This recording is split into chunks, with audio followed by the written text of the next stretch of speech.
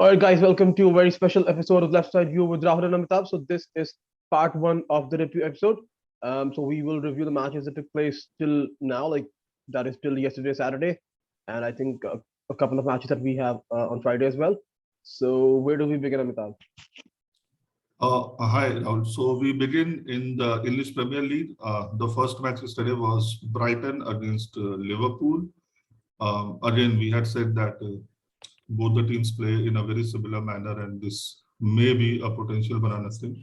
But that was not the case. Liverpool came out with us 2-0. The first goal was scored by Diaz. While scoring that goal, he was tackled basically by Sanchez, the goalkeeper of Brighton, and yeah, no action deemed fit for him as well. Salah scored the second goal in the second half, penalty.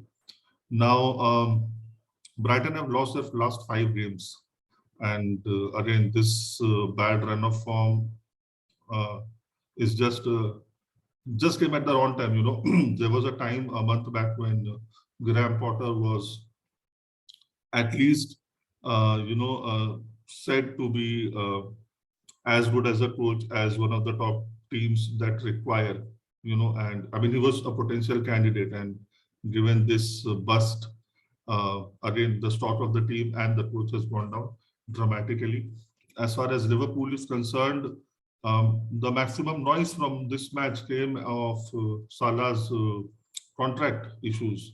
Klopp has said that Liverpool have given him the best deal that they could have offered, and the ball now is in his court. There was 7 smiley emojis by Salah's agent in the midweek reacting to this message of Klopp. So again, let's see if that is done, or maybe Salah will look for greener pastures in the summer. But as far as the match is concerned, as far as the league is concerned, pretty regulation 3 points for Liverpool. Rahul? Yeah, like you said, game is on. Obviously, like the title race is obviously on. Uh, Again, like maybe if you want to talk about, we can talk about why Sanchez was not really sent off. I think he should have been sent off. But then again, maybe if Liverpool had dropped points, then people would talk about this more. But because they still managed to win 2-0, I think it's still something that people are not really talking about. Other than that, yes, I think in favor of Liverpool, I would like to say that a lot of people think that uh, if they'll leave, then people will be like, "Oh my God, this player is left." But then it's not always the case. The grass is not always greener on the other side. We've seen that with someone like Eden Hazard. We've seen that someone like with Philip Coutinho. So I'm not really sure if because by the time let's say Salah leaves, like by the time his contract expires, he's going to be 31, right? So there's no guarantee, right, that just because he's been so good in this Liverpool team in the Premier League, that if he'll go anywhere else, he'll be the same or he'll be better. There's no guarantee. Uh, so that's all I want to say. I mean, I personally would like I want them all to leave. I don't care, but yeah, uh, at the same time, a 2-0 regular victory, like nothing that you would not expect from Liverpool. Yeah, even the other teams should have at least some headaches. We have our fair share right now. Moving on to the next match, it was Brentford who hosted Burnley. Again, a very important match with respect to the relegation. And it was actually Burnley who had the upper hand, especially in the second half.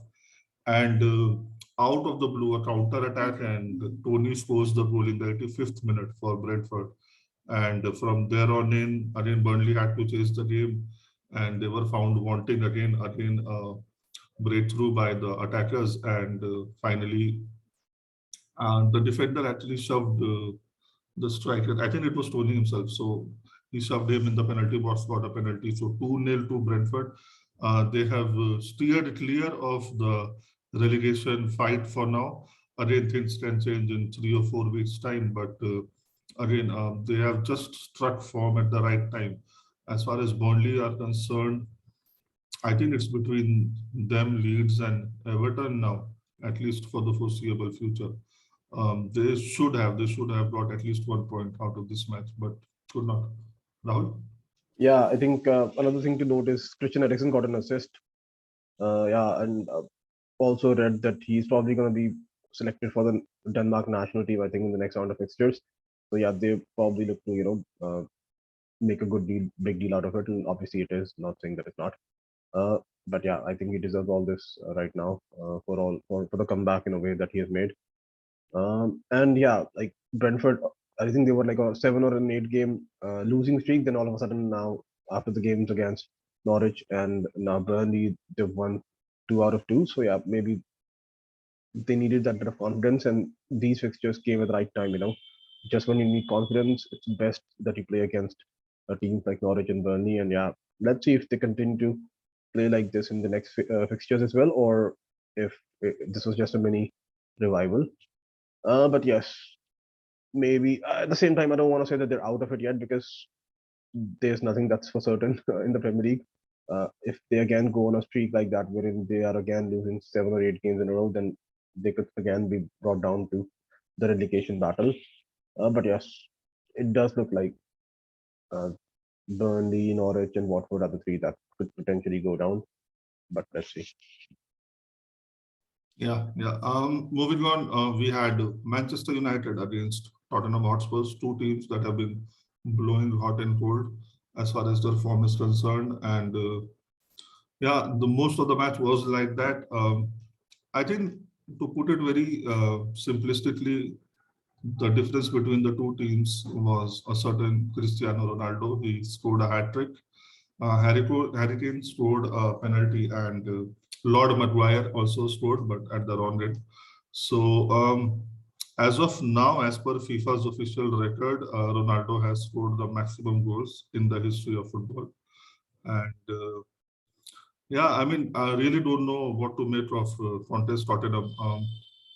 There was, a two and fro going on in the first half, at least, with both the teams having, spells of domination. But again, when it matters, the first goal from Ronaldo was a screamer. So um, uh, the team can take you so far, but individual brilliance also counts. And yesterday it did for Manchester United. A good win for them, a confidence boosting win for them. Now that they're facing Atletico on Tuesday at home. So I think Tottenham are out of the top four reckoning, and it will be one of Manu, Arsenal, or West Ham. West Ham. Rahul, your views? I mean, again, so I've kind of predicted, Tottenham to win, but then at the same time, I do understand. Like, I know that right now, maybe you would say that Tottenham are better under because they're better coached. But at the same time, there is something about this fixture, especially for United, irrespective of what they do in other games, but they just turn up when it's against Tottenham. It's like they don't really take Tottenham seriously, or they take it personally if they go goal behind or if they lose to Tottenham. Like I remember they've made some incredible comebacks over the years against Tottenham. I remember the 3-0, they were 3-0 down at halftime, but then they managed to win that game 5-3. So there have been so many games like that against Tottenham, especially for United. And even in this game, I think the fact that we didn't really just see a Cristiano Ronaldo motivated, we actually saw an angry Cristiano Ronaldo. And if there's a club that doesn't really want to see that, it's Tottenham, I guess. I mean, yeah, the goals that he scored again, individual brilliance. Like, there's nothing that we can like. Here, I actually agree with only a few of the pundits who were like calling for Ronaldo's head. I mean, if you have Ronaldo, you have goat. Simple. A player who is in the goat territory. I'm not gonna say that he's the best, but then an argument can be made, for Ronaldo or Messi or Pele or Maradona. He's in that category. It's as simple as that. I know he's not a. I mean, again, I know that I'm a Chelsea fan, but then at the same time, you gotta admire at least or appreciate or at least acknowledge what Ronaldo has done. If you don't do that, then maybe you're living. I don't know. Your hand is in the sand, I guess. I don't know, but at the same time, yeah, Ronaldo can never be a problem for any club, in my opinion. You build your team around a player like him. Uh, so yeah, maybe he again, like I said, he was angry. So it was just like that. They're playing at home, and because of the record against Tottenham, yeah, individual brilliance. He scored a hat trick, like only Ronaldo could, to break a record. He didn't just score one goal; he scored a hat trick. Uh, I mean, his records, his stats, they speak for themselves. So yeah. But again, at the same time, don't want to read too much into this. It was just a one-off game because you might just see them drop points the next game. But yeah, against Tottenham, they just turn up. Yeah, the defense would still be a worry for both Tottenham and more so for United because Champions League matches, it's difficult to think that you can win a match with that sort of a defense. So, yeah, let's see what happens on Tuesday. We go to La Liga now. On Friday, we had Atletico Madrid against Cadiz. Um, João Felix, I think he scored his fourth goal in the first 5 minutes. So well done to him. Atletico Madrid actually could have been down to 10 men.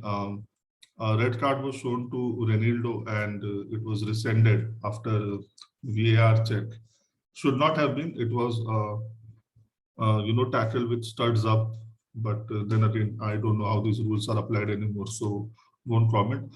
Um, Alvaro Negredo, the former City striker, he scored for Cadiz in the 45th minute. And yeah, that was the status. But in the 68th minute, Rodrigo De Paul, he scored and Atletico win the match. They were finally shown a red card in the 88th minute. Serrano Martinez. And there was also, I guess, a goal line clearance from Jimenez. So yeah, they did what they had to, won the match.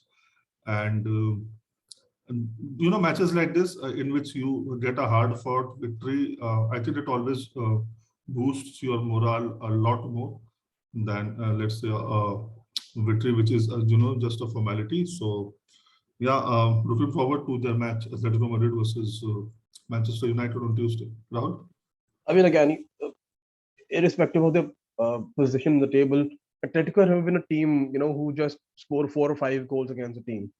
For them, even if they're playing against team that's in the bottom half, they would still be like, a 1-0 victory. They still do that. So yeah, at the same time, I think when you go down 10 men and then you still manage to grind a victory, I think it's just uh, remarkable. Kudos to the coaching staff, and in a way, yes, they have turned around. I think uh, turned around the corner. I think under Simeone now, they do kind of look like the Atletico of old. Uh, Having said that, yeah, that's the reason why I'm saying that this is the Atletico that we used to get. We would never see an Atletico that would just blow teams away 4-0 or 5-0. So this is just what we can expect from them. As long as they are grinding out results, I think they're happy. Yeah. The other match of consequence that happened yesterday was Villarreal against Celta Vigo, two teams who were, trying to get up the championship table. And contrary to our predictions, it was actually Villarreal that came out victors here. Danny Parejo scored a goal in the second half, 1-0 at home. Rahul?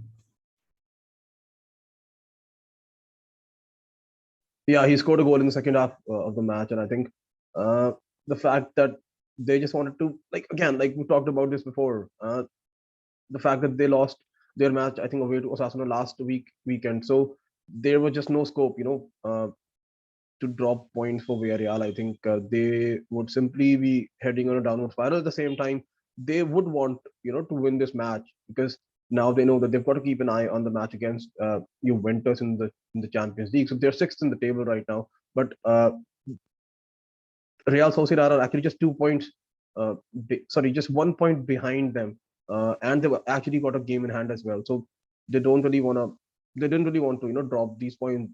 It's like they needed this victory, whereas someone like Celta Vigo, who are these high flyers, right? Especially in someone like Iago Aspas, they are kind of like Sassuolo of Syria. They come to these big teams and they get points, but then they then drop points against the teams that are in the bottom half. So this was actually a potential banana skin, but then yeah, uh, I think in this match it didn't really work out for them. So yeah, kudos to Atletico. I think 3 points victory, game on, and yeah, they move on to the next one.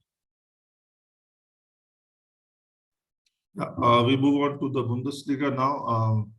Hoffenheim squared off against Bayern Munich, the mighty Bayern Munich. And lo and behold, they get a point. They actually took the lead through Baumeister in the 32nd minute, and Lewandowski scored a header in the extra time of the first half. Gnabry hit the post, and I think even Leroy Sané had a one-on-one with the goalkeeper. So well done to them. Even Muller had a goal, saved from the goal line by one of the defenders. So Munich did have their chances to win this. Unfortunately, that did not happen for them. A great point for Hoffenheim, and yeah, somehow the form that they showed in midweek was not replicated here. But again, given the lead at the top, I don't think Munich are actually losing any sleep here. Rahul? Yeah, so Muller actually I think scored three more times. You know, but then all three were disallowed by VAR for offside and for some other reason. So Bayern Munich have 60 points. They've played 26 games, whereas the second place team, that is Dortmund, they have played two games less and are at 50. So even if let's say they win both their games, they could go up to 56. So there will still be a difference of 4 points, uh, which is possible for Dortmund, which I mean I'm not like there's no guarantee that they would at the same time because and even if like we've talked about this before, even if they win their games in hand, they might just drop points in some other fixture. I mean, we just know how consistent Dortmund can be, which is another reason why, uh, even though Bayern have been a little inconsistent, but no one's really talking much about it because everyone still expects Bayern to win the title. Uh, Other than that, I think maybe the whole thing against the whole game against the midweek game against Salzburg, I think actually took a toll on Bayern because yes, even though they did have a lot of the chances, but then towards the end of the game, I think towards especially the last 15 minutes, it was actually Hoffenheim who dominated the game. They were the ones who were actually creating more of the chances, and they were the ones who were creating chances and squaring away opportunities. So yeah, a good point, especially away from home. I think because we talked about this before as well. I think this was another one of clubs that used to be managed by Nagelsmann. So maybe that history also played a little bit of a part. I think again, Hoffenheim's goalkeeper was also on fire. I think he was making saves, left, right, and center. So yeah, uh, won't say that it's crisis mode yet, but because yeah, as long as they win the league, no one's gonna care how they manage to win it. That is so true. Even if Dortmund win these two matches, I'm sure they'll blow up the opportunity to catch Bayern, even if Bayern falters. So yeah, I still think Bayern have no huge concerns domestically. It is the Champions League that matters. Moving on to the Serie A, we had Sampdoria against Juventus yesterday. The first goal was actually an own goal from Yoshida, ex-Southampton player. He Quadrado, flicked the ball from the flanks, and Yoshida unfortunately, scored the goal. The second one was a penalty scored by Morata, and also the third one. It was a good goal. So in the meantime, in the 84th minute, Sabiri scored for Sampdoria. So 3-1 victory, a confidence boosting victory for them, and yeah, now they move on to the Champions League match against Villarreal. Rahul? Yeah, I think another important victory for Juventus. I think who have been in such great form since the arrival of Vlahovic. Again, they just needed 3 points, and in a way, we've talked about this before as well. I think the fact that they have been missing some key players, and even in this game, I think Vlahovic was on the bench. He didn't really start the match. It's Moise Kean who started. But I think ever since the arrival of Vlahovic, Morata has actually become like a different player altogether. Maybe it's because of the pressure. Maybe he wants to keep his position in the side. Uh, Maybe it's just competition for places. But yes, we are, or maybe a little bit of tweak. From Allegri. He's probably not really playing as a number nine. Maybe he's playing more on the left. So maybe that is also something that is suiting his game more. Uh, and yeah, I think an own goal from Yoshida, like you mentioned. At the same time, I think even Chesney, he's got this great record. I think he's saved his last three penalties, two against Roma and now one against Sampdoria. And all of a sudden, the new manager bounce that Sampdoria had initially under Marco Giampaolo, all of a sudden that's gone, and now they're I think on a 5-game losing streak. So yeah, I think for Juventus it was more about making sure that no one gets injured, with an eye on the match against Villarreal and getting all 3 points in this match, and that's what happened again. That's what happened for Juventus. So yeah, they'll just take the 3 points and move on from this.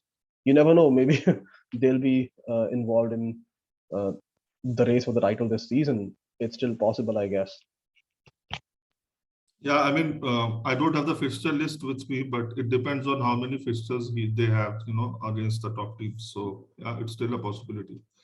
The second match was AC Milan against Empoli, and I think this was a relatively comfortable victory for Milan. Kalulu scored for them 90th minute outside of the box. Good strike. And yeah, 5 points at the top. Giroud, yeah, at Chelsea player, he played well. Everybody played well actually. So it was not as if they were lucky to hold on to the lead. They actually dominated, but the scoreline was such it was still just 1-0. And yeah, 5 points lead at the top. Rahul. Yeah, I think Kalulu, I think he scored a great goal. That too from his weaker foot. Yeah. Other than that, I think the fact that now AC Milan are just want to be consistent because we've talked about this before. For them, they don't really have in a way anything else to play for except maybe the Coppa Italia semi-final. But yes, now that they're out of Europe, so they can actually focus on this, and which is what they're doing. Um, I mean, again, it would have not made any sense, for them to beat Napoli away and then drop points at home to Empoli. So yes, right now it's the business end of the season. All that matters is the 3 points if you're going for a title. Simple as that. So they managed to do that. I think even Empoli, who have been we talked about this before, they started so well in the first half of the campaign, but then since then it's a downward spiral. Their performances, their quality, uh, everything has dropped off. The fact that they used to be like this pressing team, but maybe because of that, the energy and everything is down. So yeah, it's actually a good time to play someone like Empoli, and I think they're also trying to ease someone like Ibrahimovic back into the fray. I think even in this match he came on, hasn't really started the game, so maybe in midweek if they have a game, or maybe yeah, let's see. But yes, as long as he's fit now, um, it's a good thing for AC Milan to have someone like him in the dressing room, because he's actually one of the few players that they have, obviously along with Giroud, to who can say that they've won trophies. They've actually won trophies. So yeah, they need their experience, especially at this crucial juncture of the season. Yeah,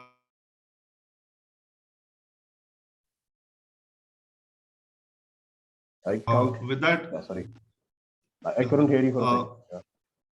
Yeah. yeah. I'm saying that he has won trophies with AC Milan actually, so his experience will be so valuable. With that, we come to the end of our review podcast for Saturday's matches. We'll be back on Monday to review the matches that happened later today. Thank you so much, guys, for your time and take care. Bye bye. All right, guys.